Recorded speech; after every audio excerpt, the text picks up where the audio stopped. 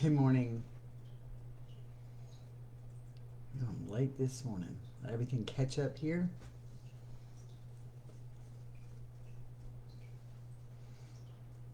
All right, now we're going. Good morning, everyone. I'm Stacy. This is Loving My Veteran, and we are walking in my shoes. Things are a little slow this morning around here, and they're even slow on Facebook getting everybody caught up. So I have a sip of coffee, and we're going to get on it. Amazing coffee. The best part of waking up. Well, that and Carl, but it is what it is. First of all, I want to say thank you to everyone who was on Let's Talk last night. It was truly amazing, amazing, amazing. We changed the format up a little bit. It became more moderated, so everyone had a chance to be heard and speak. And we shared some empowering stories. Again, I'm not sharing that content with you because that's a very private place for us to go. So I need to make sure that anybody knows who comes to Let's Talk, that is a very private place for us. But they are truly amazing stories that were shared. So if you missed it this past week, please join us next week for Let's Talk. It was super amazing. Lots of stuff we have going on. Fridays we're going to feature veterans and veteran stories, and we're doing our first Vet Connect. It is going to a story that I was sent by a Vietnam veteran. Some of them, sometimes you'll get them recorded, sometimes they're going to be just their stories. This story is empowering because I think we all understand each other better when we walk a little bit in each other's shoes, and when we understand that PTSD isn't just a label, it is a result of something. And so this particular veteran shared an amazing story, and it will be up today. Like I said, we have kind of revamping some things. Things are amazing going on here. The support we have is truly amazing, and we do it with support of y'all sharing your stories and liking and doing things for us. So, with that said, let me get into our topics. We're going to finish up probably the whole month on utilizing our toolbox. And how to use those tools. Because like I said yesterday, I can finish a piece of drywall, but laying a piece of drywall out and putting two sheets together and taping a mud and finish it isn't any good if I don't know where to use it and how to use it correctly. So that it is really important that we learn how to utilize our tools to be able to do the things we need to do. All right, so let me go over, I've got to go back to my list here. This is going to be really enlightening and hard for people to understand sometimes. We are not responsible for other people's actions, behaviors, feelings, and problems. Okay? We are not responsible for other people's actions, behaviors, feelings, and problems. And that is a tough thing to swallow. It's one of the toughest things that we learn. We don't want to hurt people. We want to fix people. We want to guide them. We want to do all these things.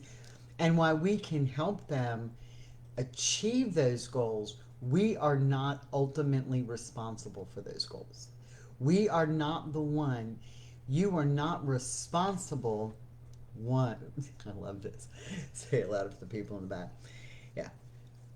We're not responsible for that. People are responsible for their own actions and the consequences thereof. People are responsible for their own feelings and the consequences thereof.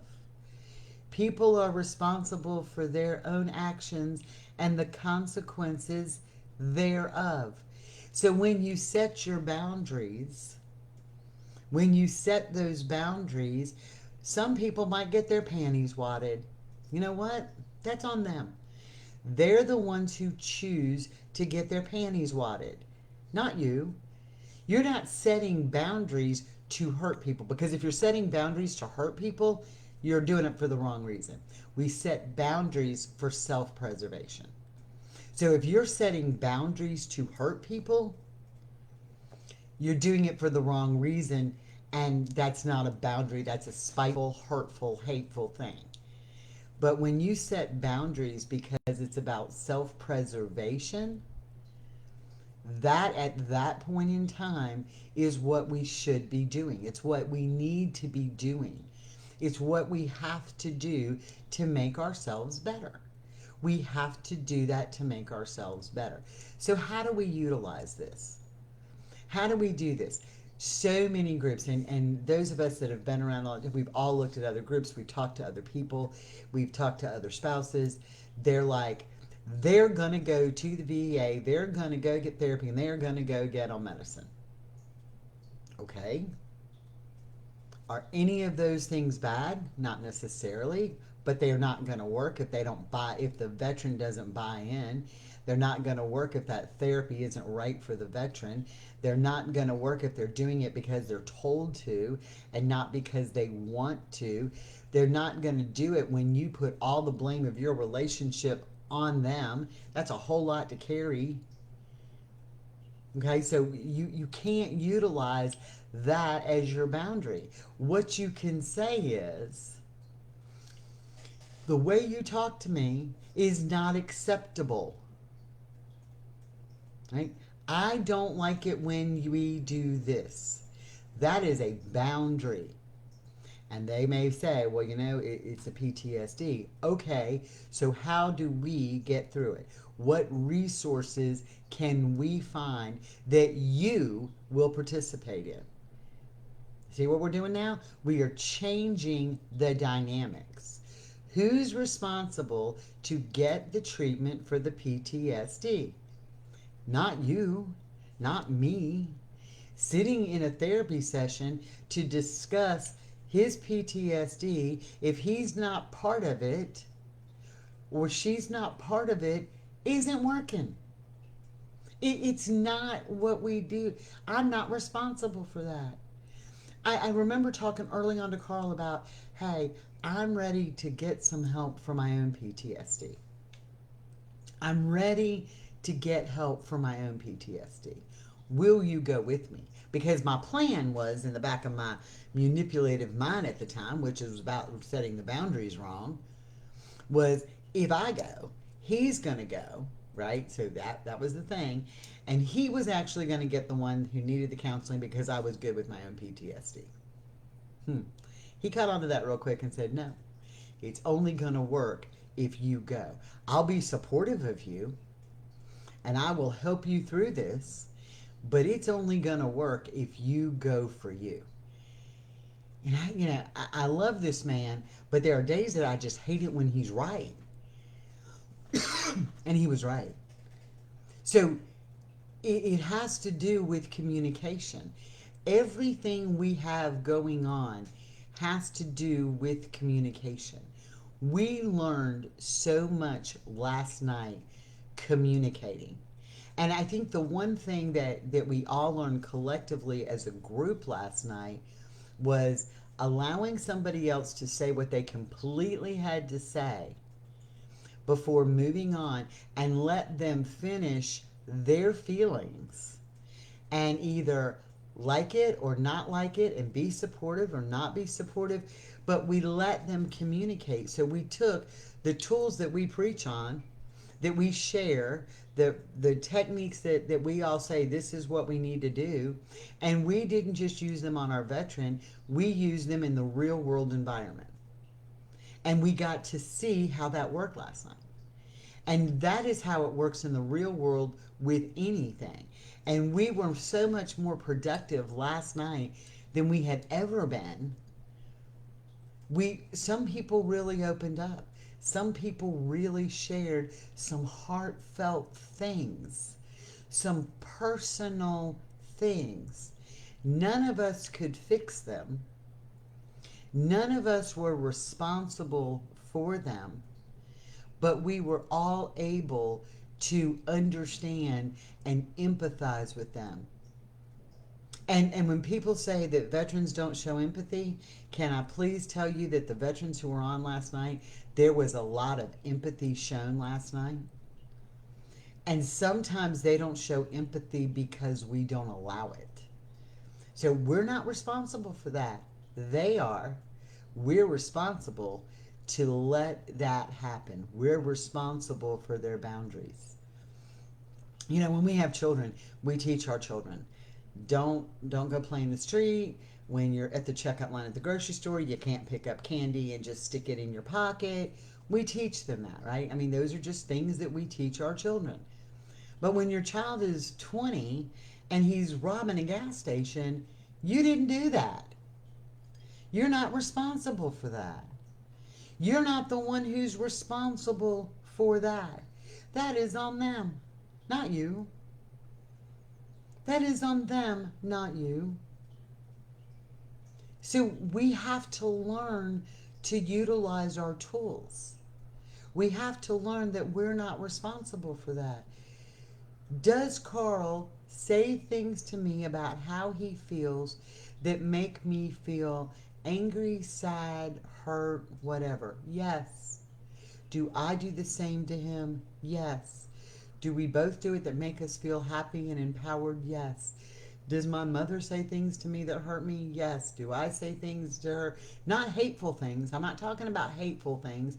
I'm talking about, like, when she said to me, Stacy, we were going up for Mother's Day, and she said, we're going to change our Mother's Day plans.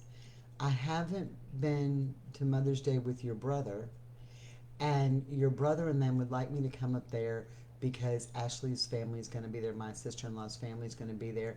And Luke and Mackenzie, my niece and nephew, called and said, Mamie, won't you come? My feelings were hurt. You hearing me? Hurt. She's my mama, but she's also my brother's mother. And yes, it hurt my feelings. But she had a right to say, this is what I need to do, because we went back to this. You have a right to change your mind. Remember, we talked about that yesterday. And she communicated it, and my feelings were hurt. You hear me? Hurt. And so I get in this little thing, and I was like, well, I've just got to go. You know, because I talk about them being the avoidance people. I'm good at that too. I've just got to go. Hung up, had my little pity party, talked to my mom the next day, and she's like, I didn't mean to hurt your feelings. I didn't think about this. But with everybody's schedule and your nephew playing lacrosse and all of this stuff going on, and being able to see Robert and Ann and the other family, it was the only time that worked. Okay, so she didn't have to justify it, but that communication happened. Everybody was fine, and we moved on. Look, somebody's getting an apology with something that Mike said that he knew was not nice. That's a win. That's where we win. Because we are not responsible for other people's feelings.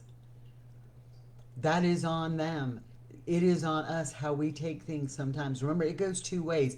I think that was the hardest thing when I did this series on rights, was to, as I'm writing them down, I'm like, cool, I got a right to set boundaries. I got a right to have my own feelings. I have a right to not be responsible for their actions.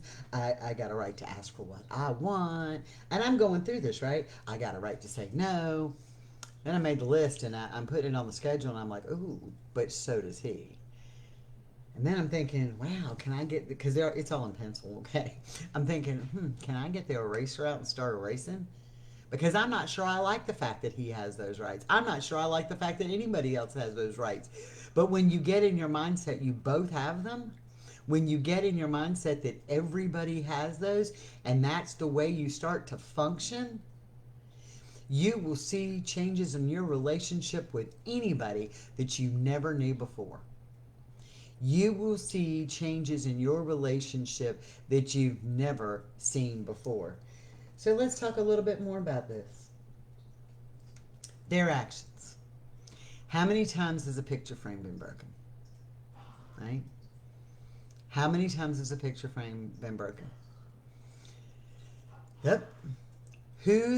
I can remember early into it that the picture frame would get broke, or I would throw the plate on the floor. I mean, so it's been both ways, or I would throw the dozen eggs. Remember, I warn you, don't ever throw a dozen eggs. It's never good. Don't ever do that.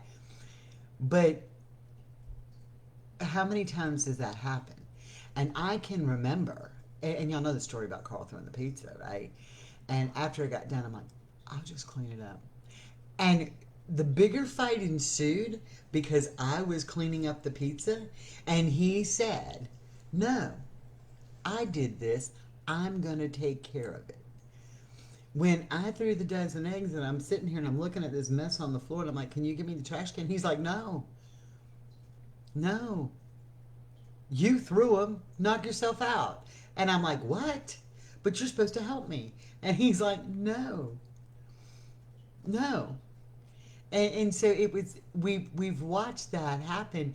That's taking responsibility for your actions and the results thereof. Okay, how many times do we do that? No, no. You want to do this? Knock yourself out. But you're not going to do it and expect me to fix it because I'm not the fixer anymore. Your action, your deal, you handle it. And when that happened, I'm going to tell you, a lot less stuff started getting thrown around, even on my part. Because I'm Melissa and I've laughed about this before. Y'all, you can take her little personality too, and look, I could think that plates would be like clay pigeons that you'd throw up in the air and shoot with the gun. Okay, if I could get my hands on them, there were times that it happened. If I could get my hand on a drink bottle that was sitting there like a plastic drink bottle, I could have done it, and not just with Carl, in my own life, just because that's how I blow up. I could throw it, and then the darn drink is running down the wall, and guess who's got to clean it up? Me. Well, hello. That wasn't real smart. Took me a while to figure that out. I will tell you, I do still throw socks. I do still throw socks. When I get in that angry place, I will throw socks. I do it because they don't hurt anything, and they're easier to pick up. But I only fold them when it's already, I only throw them when it's already folded. So a lot of times you'll find me in there folding my laundry, folding the socks, and I'm really mad. And so I'll fold a pair and I'll fling them off the wall. I'll fold a pair and I'll fling them off the wall. And then when I go pick them back up, guess what? We use in plastic cereal bowls now. I found that they're much easier to handle. Okay, but who's responsible at the end of the day? I mean, that's where I'm going with this, y'all. Who's responsible at the end of the day? You're responsible for your own actions. They're responsible for theirs. And it is so simple. And we don't make it simple. We make it difficult because we take it all upon ourselves. There are so many times that we get very, very frustrated with our veteran. And I think this is the one thing we all hear, is that we get so frustrated with them because there are things going on that we just get ourselves in this space, right? And there are things going on, and they just nonchalantly, like in our head, we've got like, well, we got to do this, and we got to do that, and we got to do this, and we got to do that, and I'm all worked up, and I'm this, and I'm that, and my feelings are hurt, and I'm slamming things around, and I'm doing this. And y'all, he can sit there oblivious and play the game on his phone or scroll through TikTok or watch the TV, and I'm thinking, well, damn it, do you not see me doing this?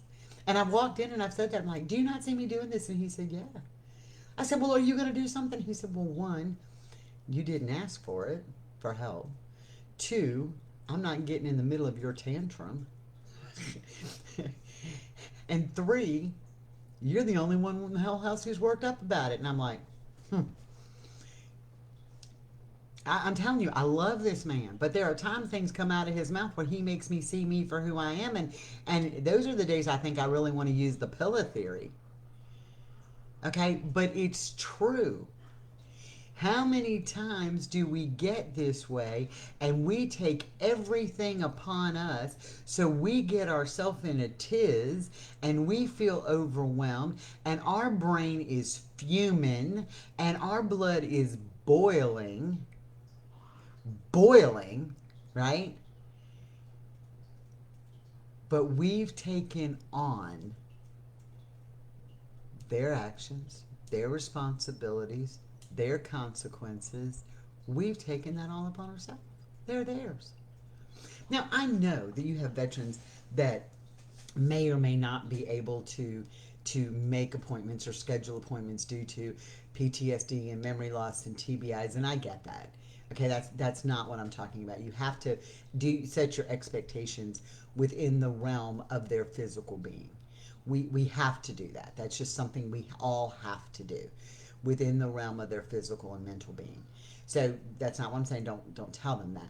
But there are times that, like, if you have to do paperwork that involves the VA, and even though they may not physically be able to or mentally be able to do it, there is nothing wrong with setting down a time and saying, hey, we're going to go over this VA paperwork today.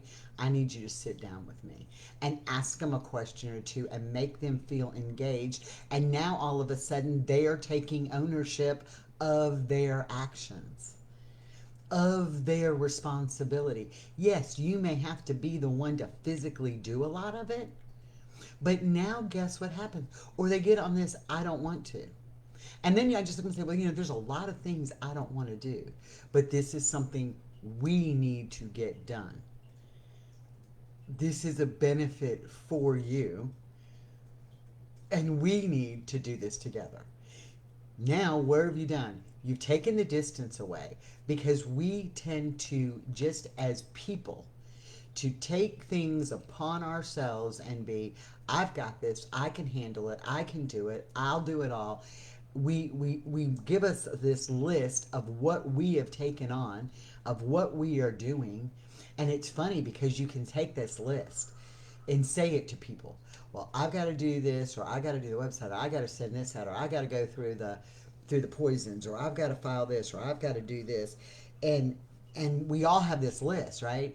I've got to do the dishes, I've got laundry to do, I've got all this. And so we've now carrying all this burden upon us, right? And people don't always say, we can do this for you or help you, and they don't do it because there's a lot of reasons. I am a type A personality control freak. How many times in my life I had to sit back and think about it? Has somebody said, I'll do that? Nope, I got it.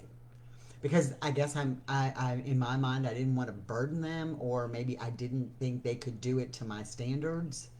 So we create that own thing in ourselves. And so communication and how we have to learn to let go of some of this, it's huge.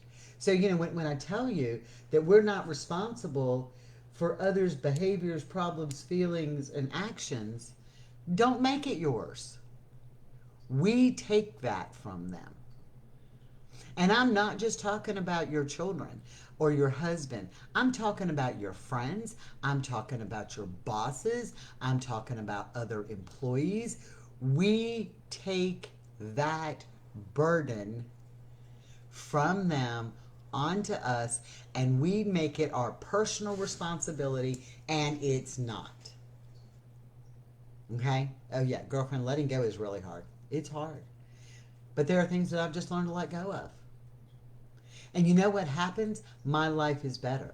When I sat down and said, for 10 months, it's been me and Jeremy and Carl and Michelle who've done what we've done here. And for 10 months. And I sat down and I said, you know what? I need to bring together a group of people to do advisory stuff, to help me steer on a clear path so that we as an organization can grow. So we can grow. And all of a sudden, the people we put in our group, and Melissa's one of them, and Stephanie, when Sarah took on a project of doing the videos so that they get to where they have to go, and now we have this council that's helping navigate through this. It was so refreshing to me to realize, ooh, guess what? This burden is not on me completely anymore. And it was hard. I mean, to say to somebody, and I can remember people saying to me, even when they first started posting some stuff, it's your baby. It's your baby. It's your baby. I love you. As long as you don't put them on for him, Sarah Kim, that's good. She got to lay out Jason's clothes. But as long as you don't put them on for him, you're all right. But letting go was hard. I've done it at work. I can remember just staying up for hours and hours and hours working on work stuff, and my desk was overwhelmed, and I couldn't do it all, and I wasn't effective. And that's the other thing you have to realize: when you take on everybody else's burdens, you no longer become effective. You are drowning. When you take on everybody else's baggage and problems and things, you literally are drowning. And you can't do that because you can't be productive when you're drowning. So the tools in our toolbox that we utilize for this is setting those boundaries and communicating them, letting them know, anybody, that their action, I mean, go back to your kids. Well, I need help cleaning my room. No, you don't. I didn't take these toys out, you did. No, this isn't the way it works. Can you remember that? And the big tears start rolling down your face, right? Start rolling down your face from the little kid with the big, they'd be like the biggest tears. But I can't do this. And they're like choking on their breath. I didn't take them toys out. You did. So here are your options. And I did with my boys. Here are your options. Clean up your room. Put the stuff back where it goes. Or here's the trash bag. It was a simple option. And it took me a long time to do that. Do you know how many Legos I picked up and sorted? Because I'm type A anal, and so the blue ones had to go in the blue box, and the red ones had to go in the red box, and the yellow ones had to go in the yellow box. And then in the box there were bags that, are they 3 little bricks? Are they 1 little brick? And I had them all separated by that. And you know how they played with them? They opened up all the damn boxes and the bags and dumped them on the floor. So I was the anal one. They didn't care how they were put away. So we ended up changing the Lego box to being a Lego box. If they can't find the piece they're looking for, that's on them. They had to clean it up. But I remember doing that. And so the same thing happens. It's not me that did it, it's you. You did this. Fix it. I will help you. I will help you fix it. I might even sit there, okay? I might even sit there and help you get through it and point you in the right direction. I may even say, if you bring, I'll hold the Lego box. If you bring me all the Legos, I'll put them away. I might sit there with you as you go through this, but I am no longer doing it for you. And that is how I am now in my life. I will help you navigate through this. I will be there beside you all the way through this, but I am not doing it for you. And it has made a huge difference. We've gotten back to feeling empowered to each other because of it. Know what their limitations are and work around them. Goes back to the thing I said about the socks in the laundry basket. If you can't put them there, they ain't getting washed. Simple. If you got to wear dirty socks to work for the next 16 years because you don't want to pick up your socks, that is on you, not on me.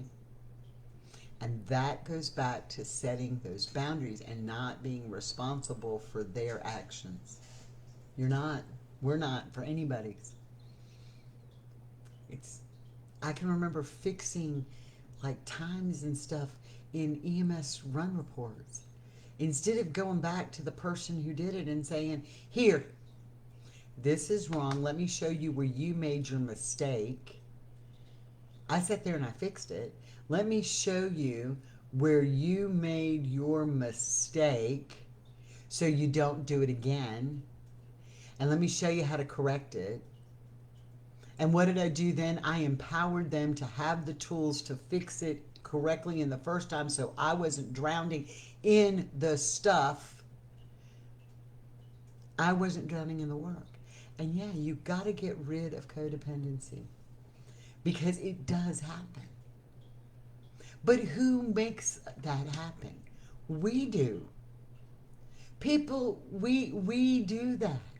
We enable that to come into our lives. We enable that to happen that way. There are some things I have to fix on my own. Carl can't fix them. Now he'll walk by and he'll pat me on the head or kiss me on the top of the head and say, "You got this." And all I want to say is, "Well, get off your ass and help me." But he can't do it for me.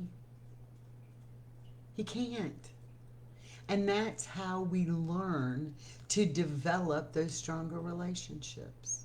That's how we learn to give responsibility back. Because I'm going to tell you one of the other things I learned and I heard, and Stephanie is gonna get this probably better than me because she was with Mike through the military time.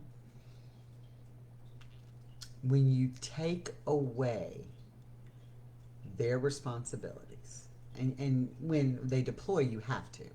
So when you take away their responsibilities and then they come back and you don't give them back, and you take them away, you make them feel like less of a human and like they don't have worth. So when you take away responsibilities from your veteran on any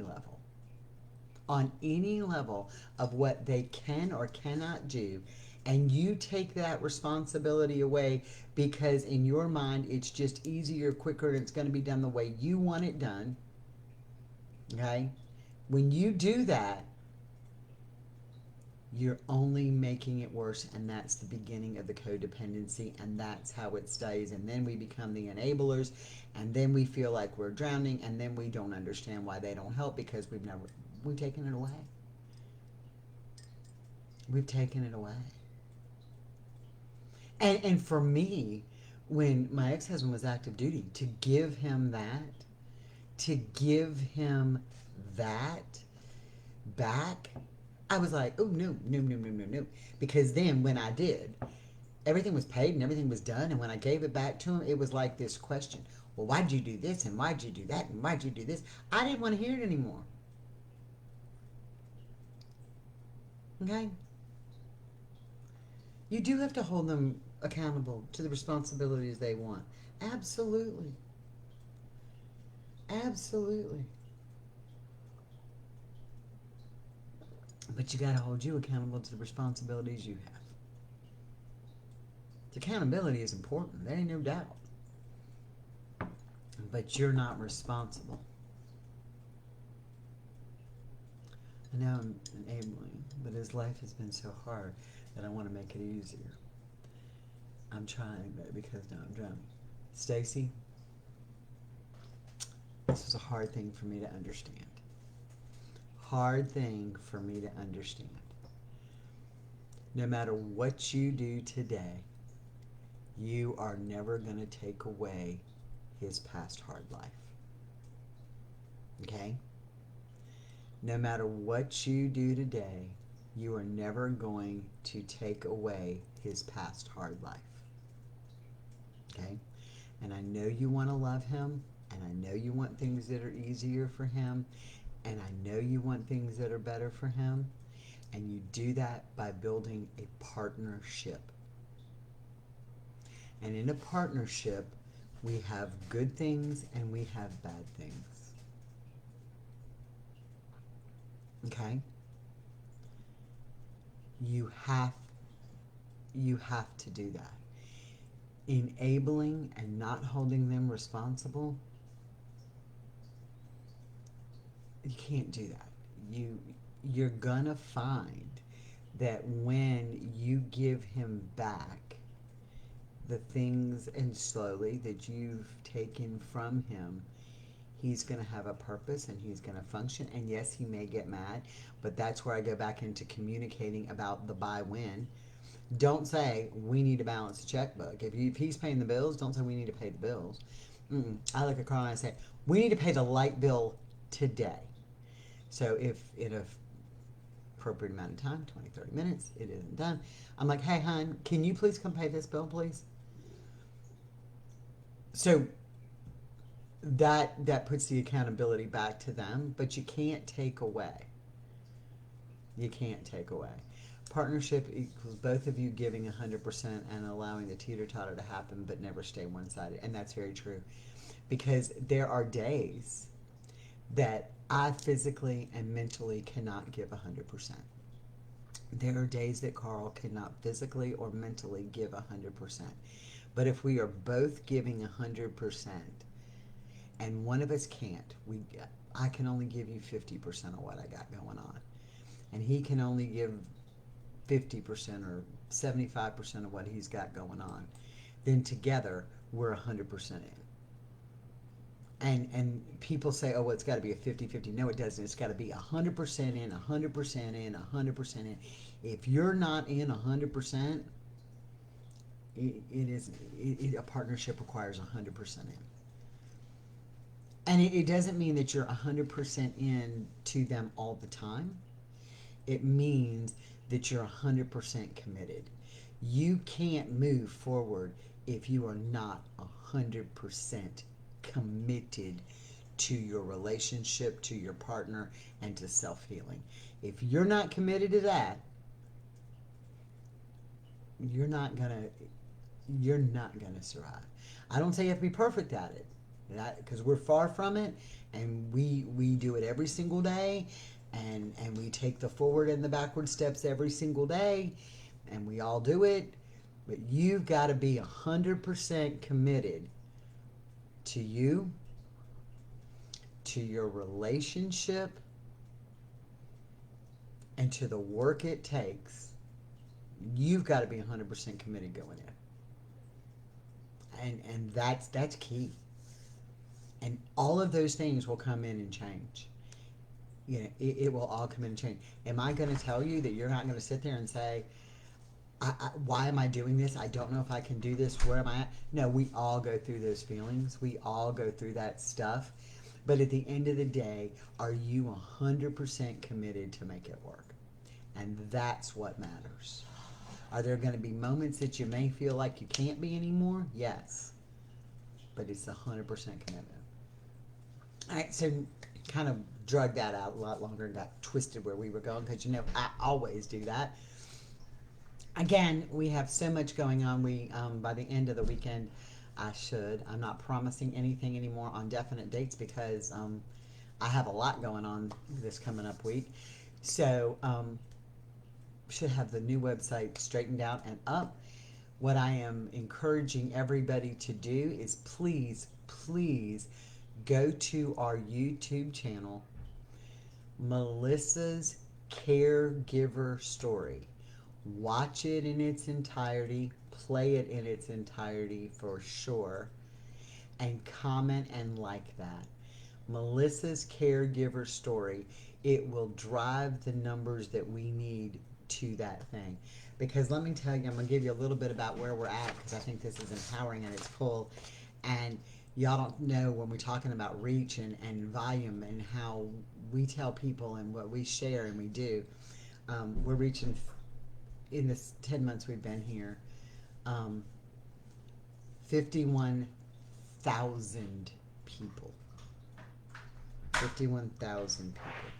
Our total following on social media alone is over 2,500. Our average Facebook post is 2,800 views on Facebook, and that's some of the videos and stuff, 2,800, and we are seen in 5 countries. So, we're followed in 5 countries. So, yeah, Stephanie's right. The video of the Caregiver Story, share it on your social media. Make sure you do it from the YouTube channel. Write reviews. That is critically important that y'all do that. You know, like I said, we've got 300 and some people in this group, and we're reaching these numbers. We will only be able to help more. We will only be able to help more by doing this. So if you will please do that video over the next couple of days. We just need to see those numbers rise, because it will then become viral on its own. So that's where we're at. Invite people to the group. Invite people to the page. Lots going on. Have an amazing support structure that I didn't even know existed. They're working on all kinds of things. Um, we are blessed here. Um, but when I pull that number and saw 51,000 people, y'all, that's staggering. That is staggering. Um, yeah, and imagine all the other families that we can help. If y'all think we're helping you, imagine the other families that we can continue to help. So that's where I am. I'm Stacy. This has been Walking in My Shoes. We are Loving My Veteran. You know, this stuff is copyrighted to Loving My Veteran. We are not paid counselors. Um, we are just here as a community of support. The only other thing good that's coming up is that we will have, in the next couple weeks, we will have life coaching available on 2 different levels. So we will be working on that as well. Y'all have a blessed weekend. Do something amazing with your veteran. Do something amazing for you. It's always important that we do that. I am going to go have a cup of coffee with my amazing veteran who's been an amazing support, and I will talk to y'all later. Bye.